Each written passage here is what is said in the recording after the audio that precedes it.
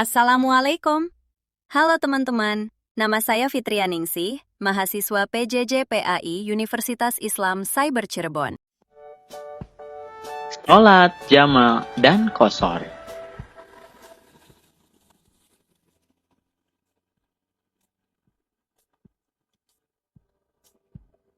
Bismillahirrahmanirrahim. Assalamualaikum warahmatullahi wabarakatuh. Hai adik-adik, bagaimana kabarnya? Semoga semuanya dalam keadaan sehat dan tetap semangat belajar ya. Dalam kesempatan kali ini, kita akan belajar tentang sholat jama' dan qashar. Apa pengertiannya? Bagaimana hukumnya? Apa saja macam-macam dan syarat-syaratnya? Lalu, bagaimana praktek pelaksanaannya? Yuk kita simak penjelasannya. Adik-adik, kalian pernah berada dalam perjalanan jauh? Misalnya mudik atau pergi ke luar negeri untuk belajar? Tahukah kalian, jika kalian sedang dalam perjalanan jauh, kalian bisa sholat jama' dan qashar loh. Apa sih pengertian sholat jama' dan qashar?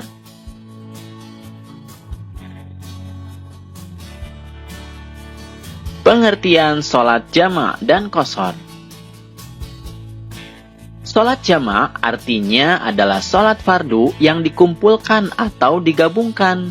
Maksudnya adalah menggabungkan dua sholat fardu dan mengerjakannya dalam satu waktu saja. Sholat fardu yang boleh dijama' atau digabungkan hanyalah sholat zuhur dengan asar, lalu sholat maghrib dengan isya. Itu berarti sholat asar tidak boleh dijama' dengan sholat maghrib, apalagi sholat subuh tidak boleh dijama' dengan sholat apapun. Sedangkan sholat qashar adalah sholat fardu yang diringkas dari 4 rakaat menjadi 2 rakaat. Itu berarti, sholat fardu yang boleh diqashar adalah sholat zuhur, asar, dan isya. Sedangkan sholat maghrib dan subuh tidak boleh diqashar atau diringkas. Dari Anas radhiyallahu an, ia berkata, apabila Nabi Muhammad SAW hendak menjama' antara dua sholat ketika dalam perjalanan, beliau mengakhirkan sholat zuhur hingga awal waktu asar. Kemudian beliau menjama' antara keduanya. Hadis riwayat Muslim.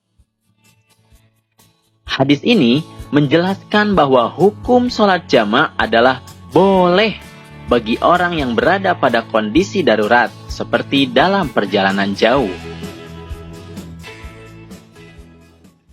Bismillahirrahmanirrahim.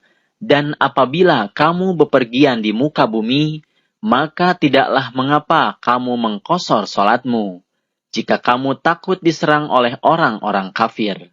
Sesungguhnya orang-orang kafir itu adalah musuh yang nyata bagimu. Quran Surat An-Nisa ayat 101. Ayat ini menjelaskan bahwa hukum sholat qashar adalah sunnah bagi orang yang berada pada kondisi darurat.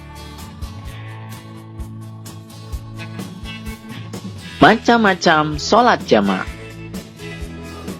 Sholat jama' ada 2 macam, yaitu jama' taqdim dan jama' ta'khir.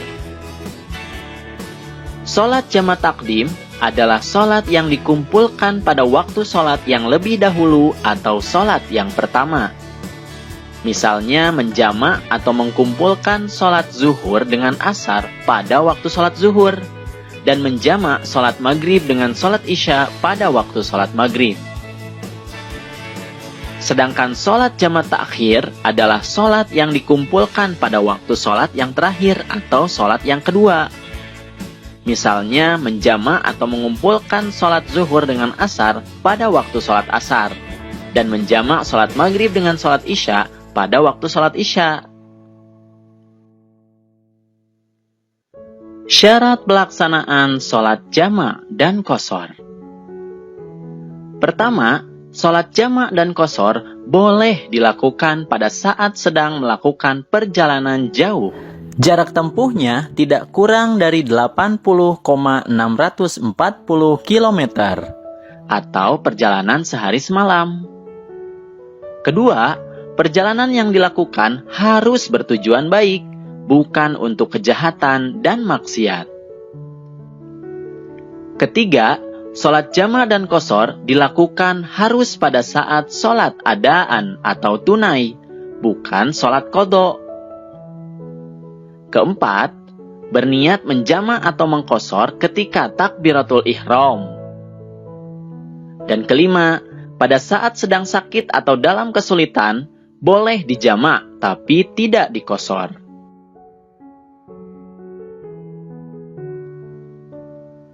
Praktik pelaksanaan sholat jama' dan qashar. Yang pertama, kita melakukan iqamah untuk melakukan sholat yang pertama. Selanjutnya, kita berniat untuk melakukan sholat pertama. Di situ harus jelas apakah sholat jama' saja atau dengan diqashar. Ketiga, kita melaksanakan sholat yang terdahulu atau sholat yang pertama, yaitu sholat zuhur atau sholat maghrib. Jika diqashar, sholat zuhur menjadi 2 rakaat, sedangkan sholat maghrib tetap 3 rakaat. Kemudian setelah selesai sholat yang pertama, untuk memulai sholat kedua didahului dengan iqamah kembali. Selanjutnya, kita berniat untuk melakukan sholat yang kedua. Di situ juga harus jelas apakah sholat jamaknya diqashar atau tidak. Kemudian, kita melaksanakan sholat yang terakhir atau sholat yang kedua, yaitu sholat asar atau sholat isya. Jika diqashar, sholat asar atau sholat isya ini dilaksanakan 2 rakaat. Alhamdulillahirabbil alamin. Materinya sudah selesai. Jangan lupa like dan subscribe serta beri masukan untuk videonya ya. Terima kasih sudah menonton. Semoga bermanfaat. Billahi taufiq wal hidayah. Wassalamualaikum warahmatullahi wabarakatuh.